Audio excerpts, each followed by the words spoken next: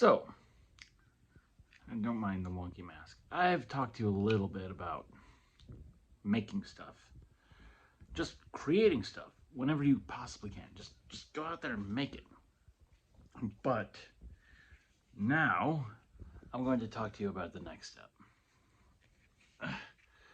Why are you making art? Are you making art to make a profit? Are you making art just to make it? No, that's what you need to realize going into it. Why are you making it? If you're making art to make a profit, maybe you're doing it for the wrong reason. Like maybe are you doing it trying to make a living from your art? I know you probably went to film school, you probably went to art school, but maybe, just maybe, that is why you're having problems. Because it's like you're trying to put an application in for a job that 10,000 other people are putting an application and putting in an application for. Not only that, but there's, imagine 10,000 people getting doing the exact same thing you're doing. What I mean is I love how this mask makes me look like I'm cross-eyed. There's 10,000 people right now doing what they can to be a little bit better than you, just a smidgen.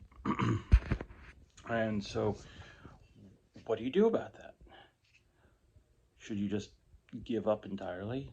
Should you try to ramp it up? See, what's going to end up happening is you're going to push yourself so much and then push your art so much, and then you're going to find yourself working 24/7 just to make something, just to make a buck. Suddenly, the love and enjoyment of making the art is going to slowly fade away. And then it's going to turn into a disgusting job, just like the job that you have right now, or let's say you don't have a job, you're just an artist. Let's say trying to make ends meet freelancing.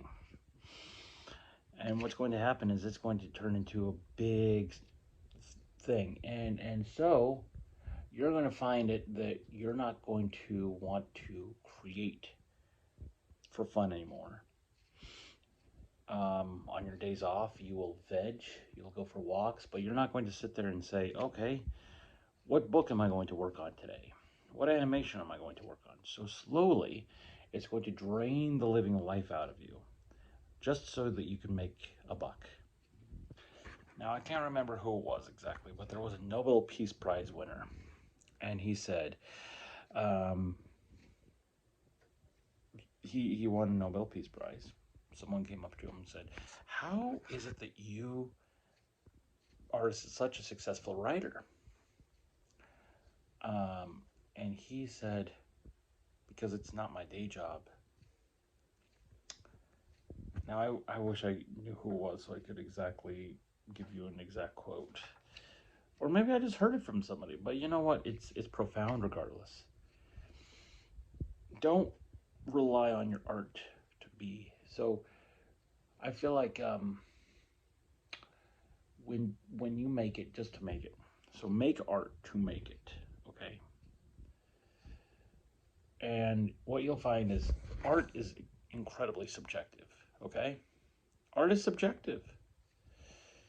If you sit there and, okay, let's take a look at Jackson Pollock, for example.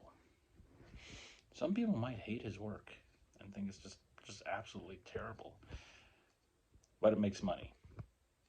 Now, if you go out there and try to make something like that, people will think you're ripping him off, but this is significant because he was maintaining his own image. He was doing his own thing. Andy Warhol is another great example of that. He was doing his thing.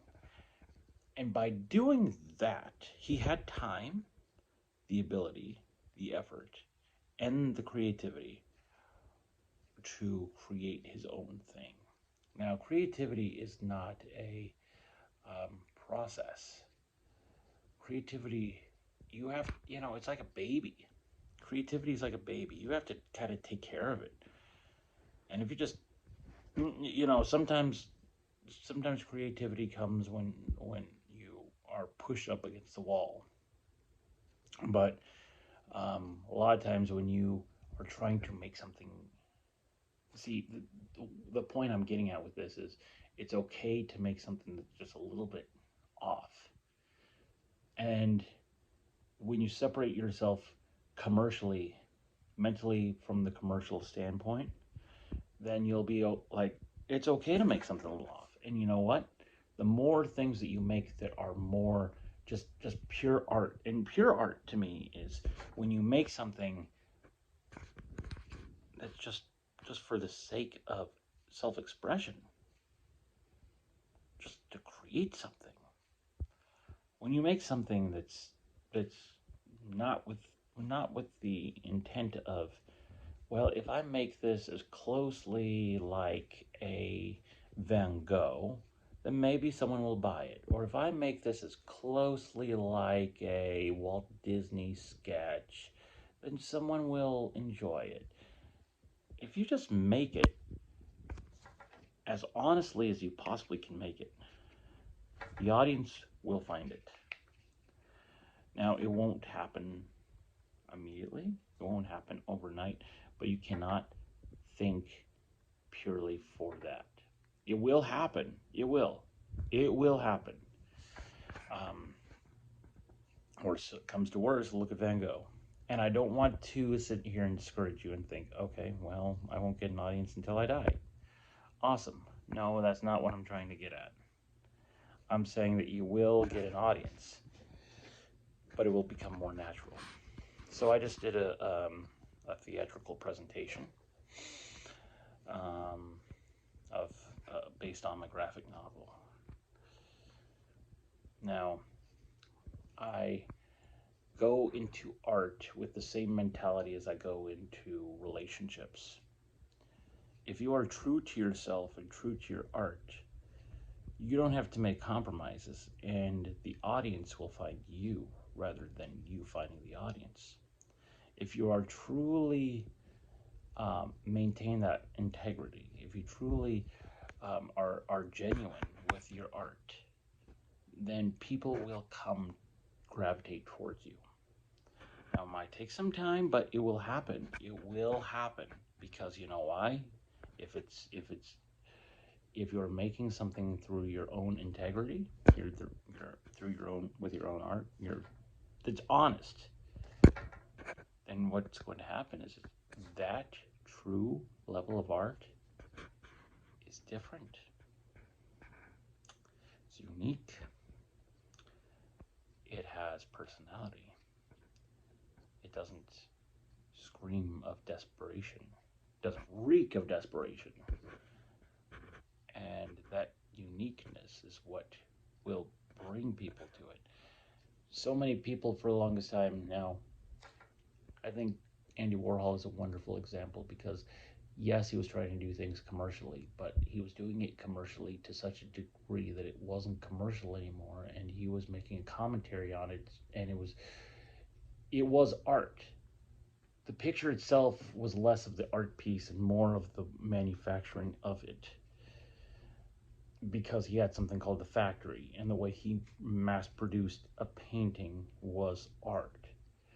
The fact that he could take something that isn't art and he would mass produce it as a commentary on what art is and how people were trying to mass produce and replicate things that they thought were commercial just so that they could be artists. You'll see that stuff every single day. That's why Andy Warhol's paintings now back then people thought that he was an idiot. Either an idiot or he was a troll. Well, yeah, he was a little bit of a troll. But the fact that he made a Campbell's soup painting, but had screen printing press in his factory, where he had a factory where they mass produced paintings, it was absolutely brilliant. Now, if anyone else was to do that now, you can't you can't replicate his same message, because if you replicate his same message and his same technique, what happens is then you are doing something to try to replicate his style, and the art is lost. And people will see it, the integrity will be gone, and the creativity will be diminished. It's best to take from him. See, it was completely, it, he he was unique for that fact, and for the fact that he took art in on its head. And that's what a lot of people try to do with art. They try to mass produce an idea to the point where um, it's commercial. And what happens is, take imagine an entire wall of Andy Warhol's soup paintings. One soup painting is okay, but then it just becomes ludicrous after a while. And that's what he's trying to get at. That when you replicate an art piece or replicate a style over and over and over again, just for the sake of monetary gain, what ends up happening is it becomes ludicrous. It's not art at that point. It's something completely different. It's something commercial. Now he did it in a form that was a commentary on art itself, and that's what I'm trying to say. And his style can't be replicated unless someone took a change at it, but there's no reason to, because he succeeded what he was going for. Now the next step is so just take a step back. Why are you making art? Why? Is do you make art in hopes to make money? Or do you make art because you make money? Or do you make money? My mentality is, I make money and I do what I love.